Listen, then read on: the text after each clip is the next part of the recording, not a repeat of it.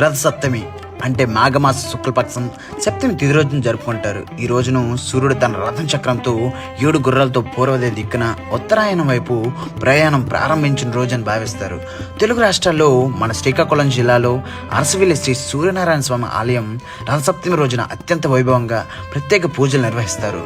చరిత్ర ప్రకారం ఈ ఆలయాన్ని కళింగ రాజవంశానికి చెందిన రాజు దేవేంద్రవర్మ సుమారు 7వ శతాబ్దంలో నిర్మించారు. అప్పట్లో శ్రీకాకుళం ప్రాంతం కళింగ దేశంలో భాగం. అలాగే అరసవిల్లి శ్రీ సూర్యనారాయణ స్వామి ఆలయంలో సంవత్సరానికి 2 సార్లు అన్ని 5 ప్రవేశ ద్వారాలు మూసినప్పటికీ సూర్యకిరణాలు నేరుగా గర్భగుడిలో ప్రధాన దేవత పాదాలపై పడతాయి. సూర్యుడు కశ్యప మహర్షి మరియు అతిథి కుమారుడిగా జన్మించాడు. ఈరోజు సూర్యుడి జన్మదినంగా సూర్య జయంతికి కూడా పిలువబడుతుంది.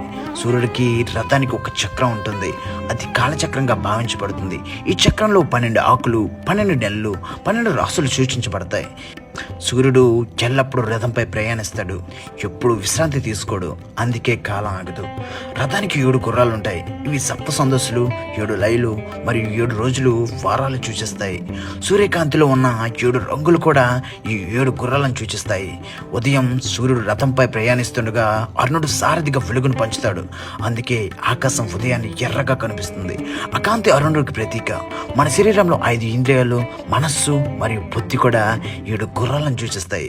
వాటిని అదుపులో ఉంచితే జీవితం సూర్యుడిలా ప్రకాశిస్తుంది.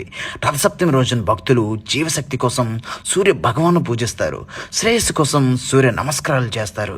పాపాలు తొలగించడానికి జిల్లేడు ఆకులతో, రేగాకులతో స్నానం చేస్తారు. ఈ రోజుతో శారీరక ఆరోగ్యం, మానసిక శాంతి, ఆధ్యాత్మిక శక్తులు, సంపద, మోక్షం, కుటుంబ శుభం మరియు ప్రకృతి అనుసంధానం లభిస్తాయి.